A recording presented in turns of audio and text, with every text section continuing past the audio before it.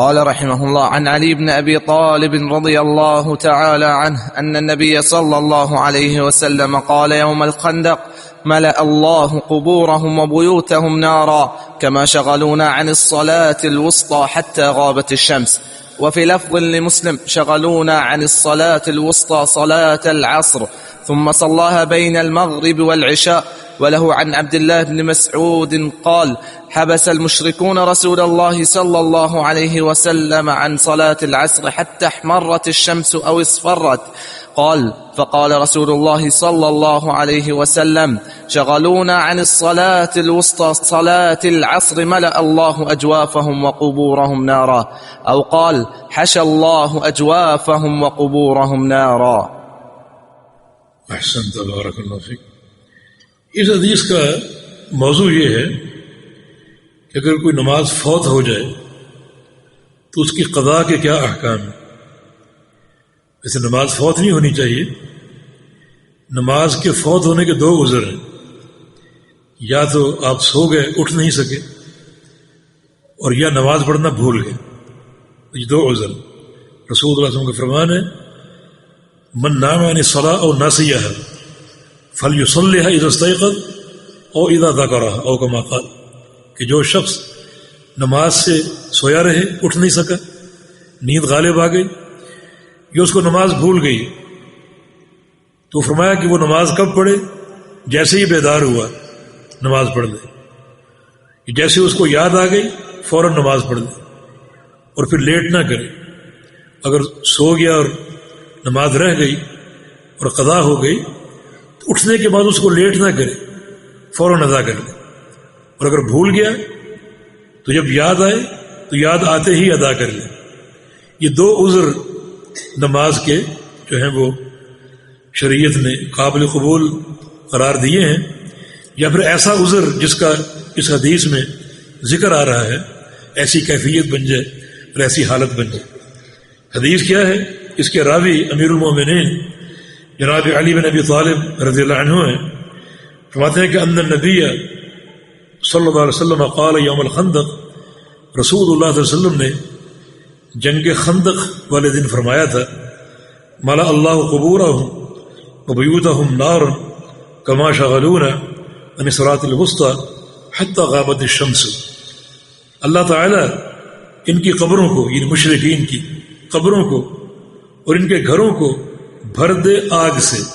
مالا اللہ تعالیٰ بھر دے قبورہم، ان کی قبروں کو، و بیوتہم، اور ان کے گھروں کو، نارا، جہنم کی آگ سے، کما شغلونا عن الصلاة الوسطى، کہ جس طرح انہوں نے ہمیں صلاۃ وسطیٰ سے غافل کر دیا۔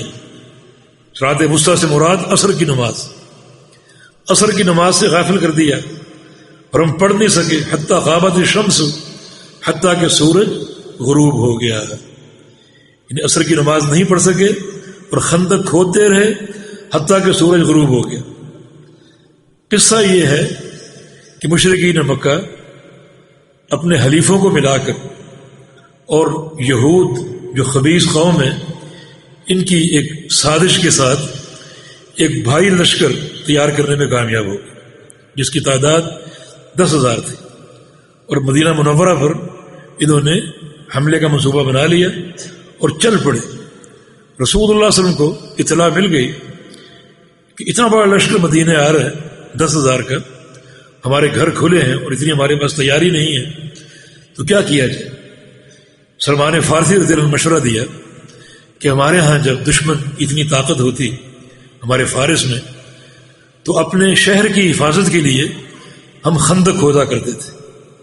میرا مشورہ یہ کہ خندق کھودی جائے تاکہ مشرکین مکہ اس خندق کو عبور نہ کر سکے اور ہم ان کے ضرر سے بچ سکے۔ اس رائے کو پسند کیا گیا تو رسول اللہ صلی اللہ علیہ وسلم اور صحابہ کرام خندق کھودنے میں مصروف ہو گئے، اور خندق کے بارے میں طے کیا گیا کہ اس کی گہرائی 7 ہاتھ ہوگی، 7 ہاتھ، تاکہ اندر سے کوئی جا کر باہر کو نکل نہ سکے، اور چوڑائی اس کی اتنی ہو کہ کوئی چھلانگ لگا کر یا گھوڑے کی چھلانگ سے بھی اس کو عبور نہ کر سکے۔ چنانچہ اس خندق کو کھودنا شروع کیا گیا۔ دشمن کی آمد کی اطلاع تھی اور معاملہ بڑا ہی گمبھیر اور نازک تھا اور حساس تھا، تو اس قدر مشغول رہے خندق کھودنے میں مسلسل اور مستقل کہ عصر کی نماز کا خیال نہ رہا، حتیٰ کہ خندق کھودتے کھودتے سورج غروب ہو گیا۔ تو یہ اس حدیث کی طرف اشارہ ہے۔ مشرکین مکہ جب پہنچے وہ تو پوری آب و تاب سے آئے کہ ہم ان کی اینٹ سے اینٹ بجا دیں گے، لیکن جب انہوں نے خندق دیکھی تو حیران و پریشان ہو گیا، یہ کیا معاملہ، یہ تیاری انہوں نے کیسے کر لی؟ اللہ تعالیٰ نے ان کے مکر کو ناکام بنایا، انہوں نے محاصرہ کیا اور بہت پاپڑ بیلے۔ مدینے کے شمالی حصے پر خندق کھودی گئی، باقی چاروں طرف پہاڑ تھے، بہت انہوں نے کوشش کی کسی طرح داخل ہونے کی، لیکن داخل نہ ہو سکے۔ 20-22 دن یہ محاصرہ رہا اور پھر اللہ کی مدد آ گئی۔ رسول اللہ صلی اللہ علیہ وسلم کا فرمان ہے، نصرت بالصبا واہلکت عاد بالدبور، اللہ تعالیٰ نے میری مدد صبا ہوا کے ساتھ کی ہے اور عاد کو دبور ہوا سے تباہ کیا تھا۔ میری مدد صبا ہوا سے ہوئی، چنانچہ یہ ہوا چلی اتنی تیز کہ آندھی کی شکل بن گئی اور کفار کے خیمے اکھڑ گئے، ان کے حوصلے پست ہو گئے اور اپنے مال و اسباب چھوڑ کر وہ وہاں سے بھاگ گئے۔ اسلام کی شان و شوکت عیاں ہو گئی اور رسول اللہ صلی اللہ علیہ وسلم نے فرمایا کہ الآن نغزوہم ولا یغزون، آج کے بعد ان مشرکین مکہ سے جو بھی جنگ ہوگی ان کے محلے میں ہوگی، اب انہیں ہمت نہیں ہوگی کہ کبھی ہمارے شہر پہ آ کر حملہ کرے اور ہم سے جنگ کرے۔ آج کے بعد جو بھی جنگ ہوگی ان کے محلے میں ہوگی، مدینہ منورہ میں نہیں ہوگی۔ تو یہ ہے وہ واقعہ، یعنی خندق کھودتے کھودتے جو ہے وہ عصر کی نماز سے غافل رہے حتیٰ کہ سورج غروب ہو گیا۔ رسول اللہ صلی اللہ علیہ وسلم کو بدعا دی، حالانکہ انک لعلی خلق عظیم، آپ تو خلق عظیم کے مالک تھے، آپ نے بدعا دی کہ اللہ ان کے پیٹوں کو گھروں کو آگ سے بھر دے۔ بڑی خطرناک بدعا ہے یہ بھی دلیل ہے عصر کی نماز کی اہمیت کی۔ اتنا آپ پریشان ہوئے عصر کی نماز کے جو ہے وہ وقت کے ختم ہونے پر اور قضا ہونے پر کہ آپ نے ان کو بددعا دے ڈالی کہ اللہ ان کے گھروں کو جو ہے وہ بھر دے آگ سے۔ حالانکہ طائف کے میدان میں آپ کو پتھر مارے گئے، لہو لہان کیا گیا، مگر آپ نے بددعا نہیں دی۔ اللہم اغفر لقومی فإنہم لا یعلمون، یا اللہ میری قوم کو ہدایت دے دے، یہ جانتے نہیں نبی کا مقام کیا ہے اور دین اسلام کیا ہے۔ لیکن آج آپ کو کوئی تکلیف نہیں ہوئی، لیکن عصر کی نماز کے لیٹ ہونے پر اتنا ملال، اتنا رنج کہ آپ نے ان کو بددعا دی۔ کبھی ہماری نماز یہ لیٹ ہو جائے ہمیں یہ ملال ہوتا ہے، ہمیں یہ رنج ہوتا ہے۔ رسول اللہ صلی اللہ علیہ وسلم کی حدیث ہے، من فاتت ہو صلاۃ العصر فکأنما غتر اہلہ ومالہ، جس شخص کی عصر کی نماز لیٹ ہو جائے، فوت نہیں لیٹ ہو جائے، محدثین نے اس کا معنی لیٹ ہونا کیا ہے، جس شخص کی عصر کی نماز لیٹ ہو جائے اسے تو احساس نہیں کہ مجھ پر کیا بیتی اور کیا اس کا خسارہ ہے اور کیا اس کا نقصان، اسے احساس نہیں۔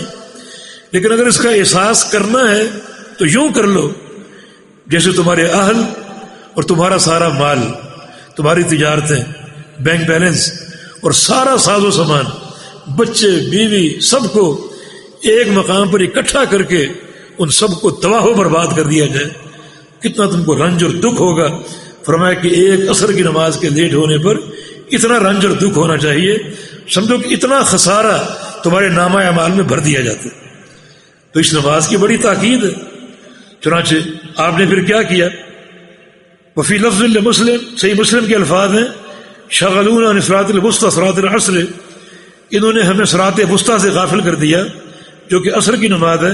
ثم صلاها بین المغرب والعشاء، پھر رسول اللہ صلی اللہ علیہ وسلم نے یہ نماز مغرب اور عشاء کے درمیان ادا کی۔ یہ سورج غروب ہو چکا تھا تو مغرب کے بعد اور عشاء سے پہلے آپ نے عصر کی نماز ادا کی۔ اس کی ترتیب یوں تھی جو احادیث سے ثابت ہے کہ پہلے عصر کی نماز اور پھر مغرب کی نماز اور پھر اس کے بعد عشاء کی نماز۔ اس سے کئی احکام ثابت ہوتے ہیں۔ نمبر 1، نماز اگر فوت ہو جائے تو اس کی قضا فرض ہے۔ کچھ لوگ سمجھتے ہیں کہ فوت ہو گئی تو چھوڑ دو، نہیں، فوت ہو جائے تو بھی اس کی قضا جو ہے فرض ہے، نمبر 1۔ نمبر 2، نماز کی ادائیگی جو ہے، اگر نمازیں فوت ہو گئیں تو ادائیگی ترتیب پر ہوگی. حالانکہ مغرب کا وقت ہو چکا تھا، لیکن رسول اللہ علیہ وسلم نے پہلے فوت شدہ نماز عصر کی ادا کی اور پھر آپ صلی اللہ علیہ وسلم نے مغرب کی نماز جو ہے وہ ادا فرمائی، اور عصر کی نماز بھی آپ نے باجماعت پڑھائی. اس کا معنی یہ ہوگا کہ فوت شدہ نماز باجماعت ادا ہوگی. ایک دفعہ نبی علیہ السلام کی فجر کی نماز بھی اس طرح جو ہے وہ قضا ہو گئی. سورج طلوع ہو گیا اور آپ سوئے رہے. بلال کی ڈیوٹی لگائی تھی ہمیں اٹھا دینا، بلال بھی سو گئے. چنانچہ سورج کے طلوع ہونے کے بعد آپ اٹھے، جگہ تبدیل کی کہ یہاں شیطان کا غلبہ تھا، اور پھر آپ نے تھوڑا سا آگے جا کر وضو کیا، صحابہ نے کیا، اور آپ نے پہلے سنتیں ادا کی اور پھر فجر کے جو فرض ہیں وہ باجماعت آپ نے ادا کروائے. وَلَهُ عن عبد اللہ بن مسعود، اور صحیح مسلم ہی میں جناب عبداللہ بن مسعود رضی اللہ عنہ کی روایت ہے، فرماتے ہیں کہ حبس المشرکون رسول اللہ صلی اللہ علیہ وسلم عن صلاۃ العصر، مشرکین مکہ نے رسول اللہ علیہ وسلم کو عصر کی نماز سے روک دیا. حبس بمعنی منع، روک دیا.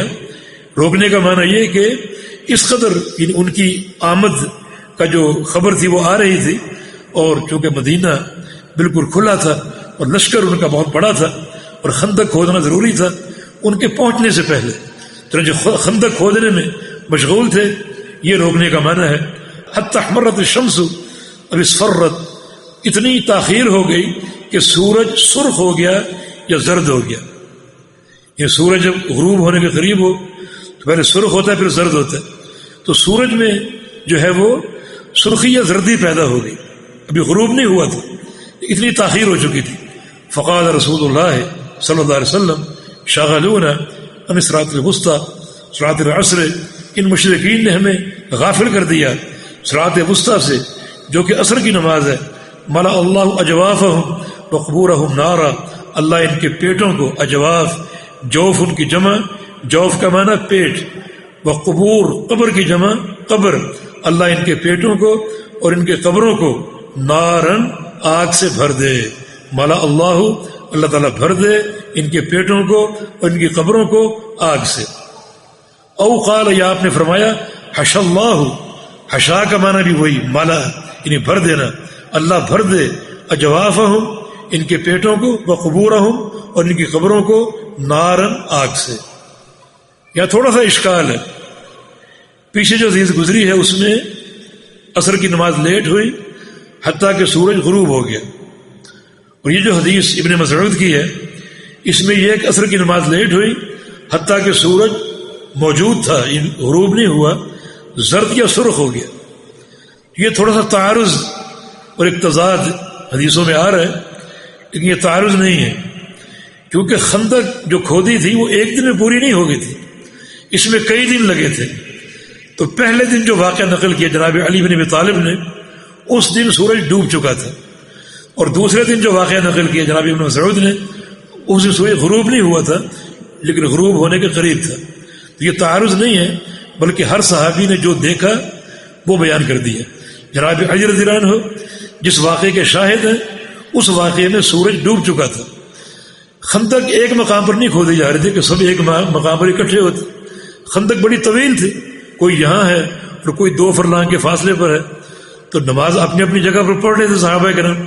اس لیے ایک دن کا علم جناب علی کے پاس تھا جس میں سورج غروب ہو گیا تھا، اور دوسرے دن کا علم جناب ابن مسعود کے پاس تھا جس میں سورج غروب نہیں ہوا تھا لیکن غروب ہونے کے قریب ہو چکا تھا.